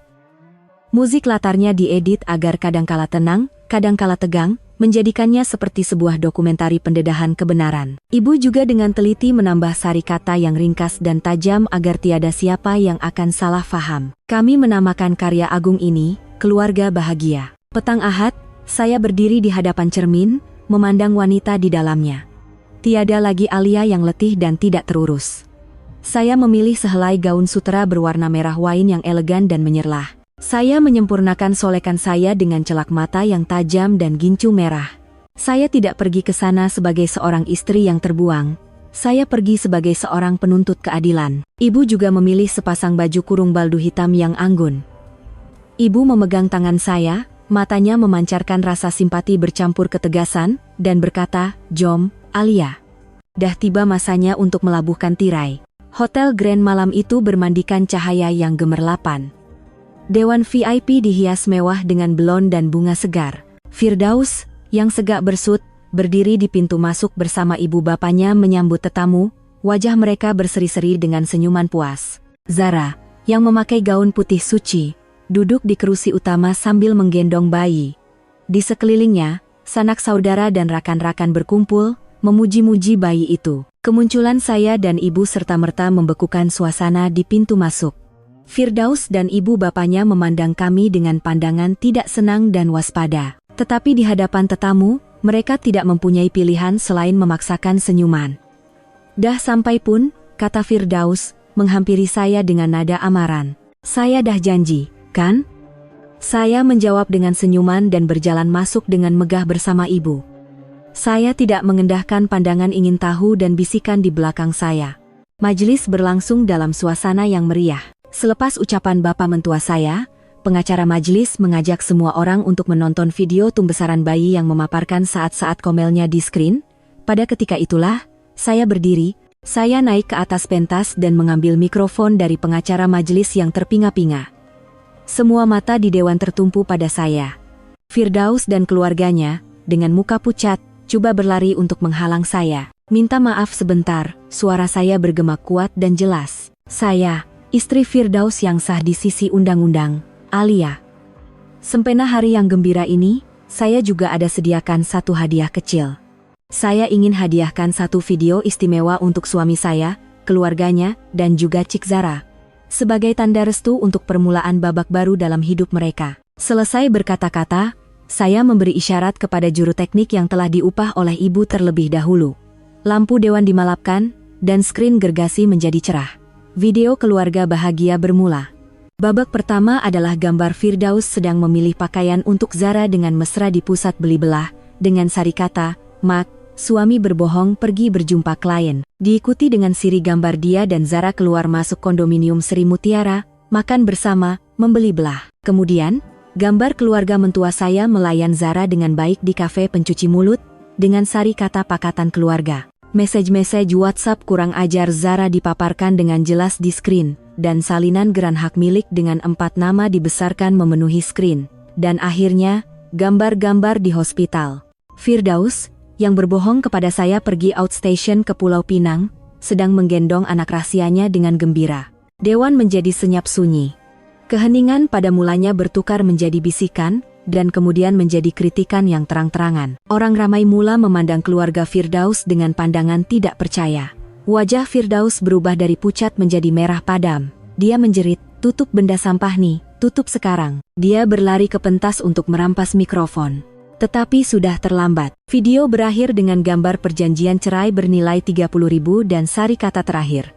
"Inilah harga untuk 4 tahun perkawinan saya dan semua yang telah saya usahakan." Apabila lampu dewan dinyalakan, keadaan menjadi huru-hara. Jeritan orang ramai, pekikan Zara, makian ibu mentua saya. Para tetamu mula beredar dengan tergesa-gesa sambil melemparkan pandangan hina. Majelis kerayan bertukar menjadi pentas tragedi dalam sekelip mata. Di tengah-tengah kekecohan itu, saya dan ibu senyap-senyap keluar dari dewan. Saya tidak menoleh ke belakang. Saya tidak perlu melihat keadaan mereka yang menyedihkan. Saya telah melakukan apa yang perlu saya lakukan. Drama telah berakhir. Dan ini hanyalah permulaan kepada keadilan. Taufan yang saya dan ibu cetuskan di Hotel Grand itu lebih dahsyat daripada yang dibayangkan. Video kekecohan di majelis malam itu dan cerita terperinci dari saksi mata tetamu tersebar dengan pantas melalui media sosial. Wajah sebenar bujang idaman Firdaus dan keluarganya yang berstatus itu terbongkar kepada seluruh dunia. Sudah tentu, mereka tidak hanya duduk diam. Terdesak, mereka mula membalas dengan cara yang kotor dan keji. Keesokan paginya, sebelum saya bangun dari tidur, kedengaran bunyi pintu diketuk dengan ganas beserta makian. Saya mengintai dari celah pintu dan melihat Firdaus serta ibu bapaknya dengan wajah bengis. Mengetahui saya tidak boleh lari, saya menelepon ibu dan peguam terlebih dahulu sebelum membuka pintu. Sebaik sahaja melihat saya, ibu mentua saya meluru untuk menampar saya. "Perempuan tak guna, berani kau malukan keluarga aku, kau nak mati ke?" Saya sudah menjangkakan situasi ini, jadi saya mengelak ke belakang dan berjaya mengelak tamparannya. Firdaus dan bapak mentuanya juga meluru masuk, memaki hamun dan mengugut. Mereka menuduh saya, karena cemburu buta, telah memanipulasi segalanya dan mereka-reka cerita untuk memburukkan nama baik mereka. Serangan lisan mereka yang bertalu-talu hanya berhenti apabila ibu dan peguam saya tiba. Kehadiran orang luar membuatkan mereka terdiam seketika. Peguam saya dengan tenang meminta mereka keluar dari rumah saya, dan jika tidak, dia akan melaporkan kepada polis atas tuduhan menceroboh dan mengugut. Mengetahui mereka tidak boleh berbuat apa-apa lagi, ketiga-tiga mereka terpaksa beredar sambil melemparkan sumpahan. Tetapi itu hanyalah permulaan. Apabila konfrontasi secara langsung tidak berhasil, mereka mula menyerang dari belakang dengan cara yang pengecut. Beberapa hari kemudian, tulisan-tulisan yang memfitnah saya mula muncul di komuniti penduduk apartemen dan pelbagai platform media sosial. Mereka mengupah orang untuk mereka cerita yang sama sekali berbeza. Dalam cerita itu, saya adalah seorang istri yang mengabaikan keluarga, boros, dan curang. Dikatakan, karena saya tidak dapat memberikan zuriat, saya menjadi cemburu dengan kebahagiaan orang lain. Malah, mereka menuduh saya yang curang terlebih dahulu, dan apabila ditangkap oleh Firdaus, saya menyerangnya dengan pembohongan untuk menutup kesalahan sendiri. Pembohongan yang terang-terangan dan komen-komen jahat tersebar di mana-mana, coba mengubah saya dari mangsa menjadi pesalah. Tidak cukup dengan itu, mereka menggunakan taktik yang lebih rendah. Pintu rumah saya disimbah dengan cat merah, dan di hadapan pintu diletakkan longgokan sampah yang berbau busuk. Jiran-jiran mula memandang saya dengan pandangan yang berbeza. Setiap kali saya keluar rumah, saya terdengar bisikan di belakang saya. Saya seolah-olah dipulaukan di kawasan kejiranan saya sendiri. Hari-hari itu sangat mengerikan. Walaupun saya pikir saya sudah bersedia, menghadapi serangan yang begitu teratur dan kotor ini membuatkan saya letih dan terluka. Ada kalanya saya rasa mahu berputus asa. Tetapi setiap kali itu, ibu sentiasa berada di sisi saya. "Alia, jangan rebah. Diorang mengganas macam tuh, itu tandanya diorang takut. Dah tak ada hujah yang logik, sebab tuh guna cara kotor macam nih. Kita kena bertenang dan kumpul saja semua bukti fitnah dan ugutan nih. Mahkamah tak percaya gosip internet. Mahkamah hanya percaya bukti." Kata-kata ibu memberi saya kekuatan semula. Mengikut nasihat ibu, saya tidak membela diri atau bergaduh di media sosial. Saya hanya senyap-senyap mengambil tangkapan skrin semua tulisan fitnah dan gambar rumah saya yang dirosakkan. Semua bahan diserahkan kepada peguam. Pertarungan undang-undang secara rasmi bermula, dan saya tahu ia akan menjadi pertarungan yang lebih sukar. Tetapi saya tidak mempunyai pilihan untuk berundur lagi. Ini bukan sekadar untuk mendapatkan kembali harta, tetapi untuk memulihkan marwah saya dan keluarga, saya perlu berjuang hingga ke akhirnya. Pertarungan undang-undang lebih panjang dan membosankan daripada yang dijangkakan. Pihak Firdaus mengupah pasukan peguam yang handal, yang dengan gigih menyangkal semua bukti gambar dan video yang saya kemukakan, mendakwa ia adalah hasil suntingan dan manipulasi jahat seorang istri yang cemburu buta. Kempen fitnah melalui media sosial juga tidak berhenti. Tekanan dari orang ramai dan jiran-jiran membebankan bahu saya. Walaupun peguam saya cekap dan sentiasa meyakinkan saya bahwa kami akan menang, saya tidak dapat lari dari saat-saat cemas dan takut. Pada saat yang paling sukar, ibu sekali lagi menjadi penyelamat. Suatu petang, ketika kami berdua sedang meneliti dokumen cash, ibu tiba-tiba kelihatan seperti teringat sesuatu yang sangat penting, matanya bersinar. "Alia, ma teringat pasal pembesar suara pintar AA itu?" "Pembesar suara?" Saya bertanya dengan hairan. "Ya, yang mak hadiahkan pada ayah mentua kau masa hari jadi dia tahun lepas, untuk dia dengar musik. Pembesar suara kelabu yang guna arahan suara tuh. Pak Cik tuh buta IT, jadi dia guna untuk dengar berita J. Tapi setahu mak, Pembesar suara tuh ada fungsi rakam perbualan sekeliling secara otomatik untuk tingkatkan pengalaman pengguna, mana tahu. Secercah harapan muncul, tetapi cepat pudar. Tapi macam mana nak dapatkan balik, Mak? Diorang takkan bagi pada kita. Ibu tersenyum penuh misteri. Itu serahkan pada Mak. Keesokan harinya, ibu menyediakan sebuah bakul besar berisi buah-buahan dan set ginseng mahal. Katanya dia akan pergi berjumpa besannya buat kali terakhir untuk berbincang sesama orang tua. Saya risau dan mahu ikut, tetapi ibu menghalang, mengatakan dia perlu pergi seorang diri. Seperti yang dijangka, pada mulanya mereka tidak mahu membuka pintu. Tetapi ibu merayu sambil menangis, mengatakan walau apapun yang terjadi, mereka pernah menjadi satu keluarga. Dengan anak-anak yang sudah sampai ke mahkamah, bukankah lebih baik orang tua bertemu buat kali terakhir untuk menyelesaikan perkara? Tak malu kepada jiran-jiran, pujuknya. Mungkin karena maruah yang masih tersisa, mereka akhirnya membenarkan ibu masuk. Setelah masuk, ibu tidak mengungkit soal cerai sepatah pun. Dia hanya mengeluh tentang takdir dan jodoh, kemudian dengan licik menukar topik kepada kesehatan bapak mentua saya. Sejak kebelakangan ini muka besan nampak tak sihat. Risau sangat agaknya ya. Oh ya, teringat pula saya pada pembesar suara AI yang saya hadiahkan tahun lepas. Ada masalah tak? Pihak syarikat ada buat recall untuk kemas kini perisian percuma, katanya prestasi akan jadi lebih baik. Nak saya tolong bawa ke pusat servis? Bapak mentua saya yang buta IT, kebetulan sedang rimas dengan alat itu, terus mengangguk. Oh, bagus juga, tolonglah bawa pergi. Asyik hang dan buat hal, rimas betul aku. Ibu mentua saya kelihatan sedikit curiga, tetapi ibu cepat-cepat menambah, ya. Nanti saya hantarkan cepat, dan lain kali saya belikan yang baru dan lebih baik. Anggaplah ini hadiah terakhir dari saya. Mendengar perkataan baru dan lebih baik, ibu mentua saya tidak berkata apa-apa lagi. Begitulah, ibu berjaya membawa pulang pembesar suara yang bagaikan harta karun itu. Kami segera memanggil sepupu saya yang mahir dengan gadget IT. Selepas beberapa ketika, dia menyambungkan pembesar suara itu ke komputer. Beratus-ratus file rakaman muncul di screen. Kami menahan nafas dan mendengar file satu persatu. Kebanyakannya hanyalah bunyi berita, musik dangdut, dan perbualan harian yang tidak bermakna.